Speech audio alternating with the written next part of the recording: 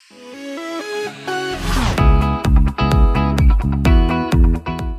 everyone, welcome to this episode of Waggin Wednesday. In the past episodes we have touched on thresholds and how to work with those, and if you've missed out on those episodes, please go back and watch them again. But in this episode we've been working with a lady who needed help through our Stronger Together program, and her German Shepherd, was displaying reactivity and fear of strangers.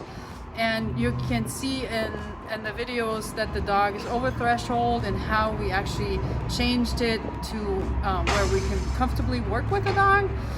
And so we're going to show you those videos. That's when we need to get him before he starts barking.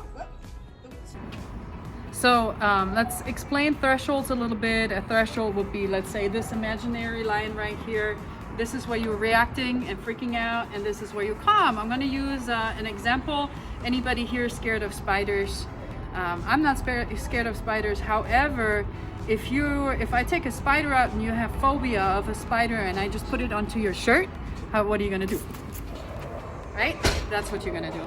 However, if you have a spider that's way out back in the corner and it's locked up, and we just have you know that there's a spider over there, and you're not reacting, you know that it's there, you're not scared yet, that's when we can work with you. That's when we can talk you through your fears. We can give you some reinforcements, $1,000 for looking at the spider, and certain things like that. But this right here, when the spider's on you, you cannot focus, you cannot change your fear, your triggers.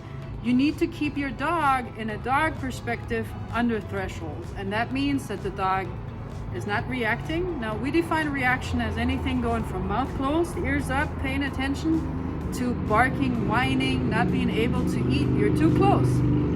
Well, my dog reacts at other dogs from a mile away. Well, I'm sorry to tell you, you're gonna have to start at 1.5 miles away. It's not us that determines the thresholds. It's the individual that we're working with, and dogs are individuals, each and every one of them. So in 2 weeks, when we come back, I'm gonna move because keep feeding. There you go. Good job. Okay. And he's so good by staying right. Yes. Keep feeding it. Come here. Yes. In this video, you could see that the dog was under threshold, and where the owner was able to give the dog reinforcements or counter condition the dog to the presence of the stranger, which in this case was Sven, and that was only possible because we stayed under threshold. And we have moved a little bit closer to the house, the dog would have started barking again and reacting. At that distance, the dog was comfortable, he was able to eat, and he was able to look at a stranger without being triggered.